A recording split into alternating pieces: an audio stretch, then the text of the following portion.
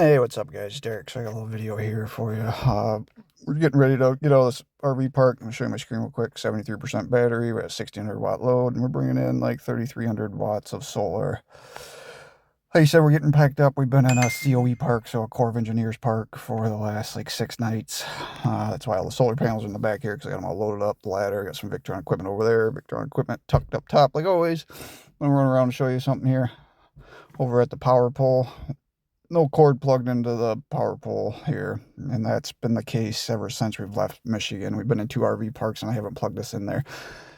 Obviously, I'm not saving anything not plugging this in, short of like, I got all this equipment, all this solar, all these batteries. Why use the power grid if I don't need to? Really, none of this is green energy, but it's all been made. I spent the money on it, so I might as well save as much power from the power grid as possible.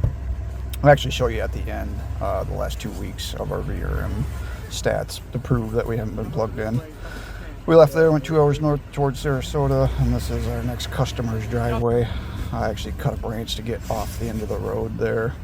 I always tell everybody how big we are, and this guy's got a big motorhome also. It's just somewhat hard to tell how big we truly are until I show up with the truck and the trailer and the big old rack of solar panels. So I made a big old crunch there. That was a pretty good ding in my front rim, but that's a whole nother story. I felt more bad about all the bushes I cut on this guy's nice shrubs and stuff there, but he's actually talking about removing a couple of them because they're kind of in his way to get his big old country coach in here also. We did finally make it, as you can see here. I normally try to set us up where we're always turned around so we can hook up as fast as possible and leave, just because you never know what's going to happen in this situation. So here's our next home for the next week or so. Well, Derek works on this motorhome right here. He's going to start on that tomorrow once the rest of the equipment arrives. It was a little bit of a challenge getting in this guy's driveway. It's pretty tight. So we got one of our biggest Victron orders ever here with the Victron batteries. So I'm excited for this one. We're doing Quattros. We're going to get rid of the 400 watt panels he's got. I mean, look at these beasts. Things are only 100 watts and they're huge. They're like the size of a 200 watt panel, but it's just because of the age of them. Climb underneath here. We're going to get rid of this guy, or at least move it. I think the plan is to get rid of it, but it could get moved somewhere. Probably over into here. If you wanted to keep it. And then we're going to get rid of the satellite dish, because that's obviously a nice big footprint here for a solar panel, and then we got a nice big footprint up here. In a perfect world we won't need to move that, but I foresee that we probably will.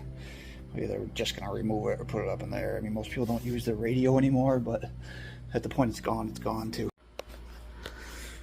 And over here we got the house batteries that he currently has. Like, these things are like 140 pounds and he's got 6 of them.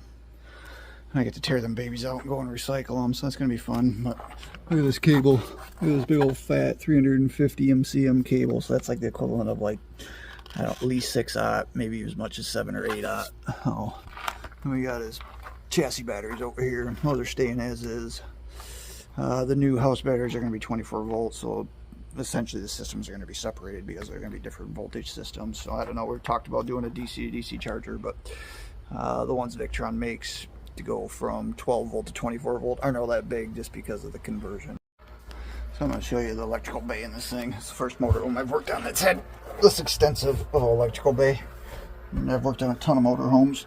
I've done a lot of them, and none of them had a, like, I can climb up and sit in here, guys. I mean, it's tight. I'm 6'3", so it's not ideal, but that's my plan, because I'm going to try to put everything in there. I'm thinking I'm going to, like, build a little platform back there. I mean, this is going, that's going, because we're putting the Quattros in. That's the transfer switch. So that's getting out of here. This is the existing inverter, obviously. That's going. This white box here is the ancient solar controller that it's got. That's getting out of there. Not even sure what this is for, but it's going to get moved, at least. I don't think it's even needed. I'm assuming it was to add some kind of accessory maybe there. I think I'm going to build like a table here. And then I'll maybe try to hang the autoformer here. This fuse can go, because that's for that inverter. And obviously I'm putting in the Lynx System. But that's got to find a home also, so this one's going to take a minute. Like, I figured a week for this one, and we've already kind of burned a couple days doing some stuff in the area, going and seeing some elephants with the kids for their birthday. So it's going to take a little while, especially with everything we're doing on the roof too. It's going to be a fun one. I think I might actually pull this tree completely out of here because then I don't have to work over this. So here you go, guys. Like I said, I'd show you the VRM stats at the end. This is nighttime, so obviously we're not getting any solar. But let me scroll you down here to where you can look at the past history. So you can set the ranges to whatever you want. They got a bunch of quick options there. Then you can do a custom one. So I put it from 11/19, which was the day we left my parents, to 12/10, which was the day I actually filmed this video and put it together. So you can see here, from AC input 0.0 kilowatt hours, generator 0.0 kilowatt hours, consumption 239 kilowatt hours, and the solar we made 363 kilowatt hours. So some of that difference is losses. Our batteries are probably a little bit down when that started, maybe, or something. But anyways, having all this power lets us power all these lights all night long and not really have to worry about how long they stay on. And most of the places we stay, we don't really have to worry about neighbors and them bothering them. So catch you guys on the